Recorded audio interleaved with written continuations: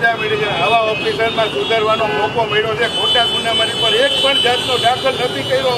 આમાં આરોપી સુધરે. અત્યાર સુધી મારી ઉપર જે થયું ને કાયદેસર અમને નાખવામાં આવ્યા છે. હવે અમને સુધારવાનો મોકો મળ્યો છે. રાજકોટ વાસીઓ નહીં પણ કોઈને હેરાન કરવા નથી થતા. સુધારવાનો મોકો અમને ગઢવી સાહેબે, સીપી સાહેબે પૂરી ક્રાઇમ બ્રાન્ચે આપ્યો છે. અને આવું ને આવું કામ જો ક્રાઇમ બ્રાન્ચ કરતી રહે તો ગુનેગાર નહીં રહે.